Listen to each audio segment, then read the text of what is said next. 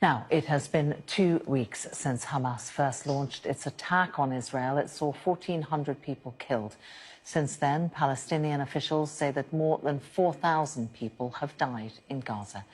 Reporting on the war has been personal for Palestinian journalist and human rights advocate Yara Eid, who joins me now. Yara, thank you for joining us here on Sky News. I understand that recent events have caused you personally a great deal of grief and pain.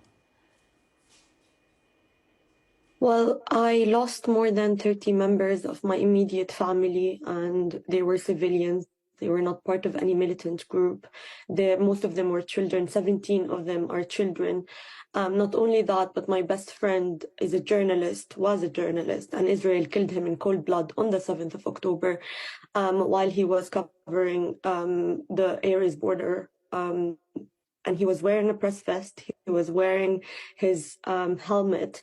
And I just want to say, before I continue talking about what's happening, when you first introduced what's happening, you said more than 1,400 people have been killed in Israel and more than 4,000 in Palestine have died. I think language is really important to use, because language, as a journalist, you have the moral responsibility to report on what's happening. Palestinians don't just die, they get killed. They are actually being subjected to ethnic cleansing, to genocide for the last 75 years. And you also mentioned that this is a Hamas-Israel war. This is not it. And framing it as such is very misleading, because it poses the thing that Israel is an equal power, but it's an occupying power, and it actually has the responsibility of protecting all civilian lives and children in Gaza. But what we've been seeing is more than 1,700 of those who are killed are children.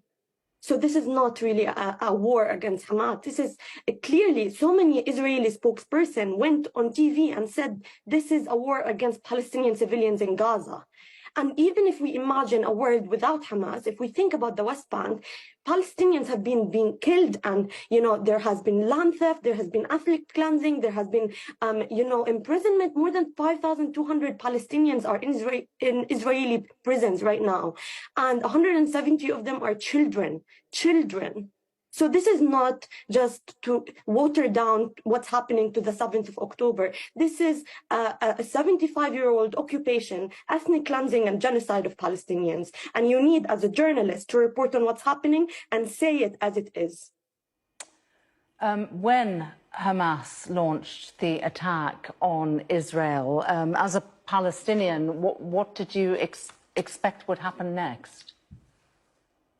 Well, I think, again, I'm sorry, but I think this is misleading, because you can't water down what's been happening about the attack on the 7th of October. Let's talk about 2014. Let's talk about 2021. Let's talk about all the aggressions, Palestinians in Gaza. Me personally, let's not talk about Palestinians in Gaza. I've lived through 4 horrible aggressions. That's actually why I left Gaza in the first place. I saw people getting cut into pieces in front of my eyes when I was 14 years old. I spent the last 7 years trying to get therapy to get over my PTSD, my traumatic experience of just living there. So this is, again, you're misleading by saying it's a Hamas attack. You need to say what's been happening. We can't look at it just by looking at what's happened on the 7th of October. Why are you not talking about all of the other attacks on worshippers in Al-Aqsa Mosque, on, kidnapping women and raping them in Israeli jails, all these Palestinians who are being killed in the West Bank? Why are you not asking me about them? Hamas does not operate there. Yara Eid, good to get your perspective on Sky News. Thank you very much for joining us.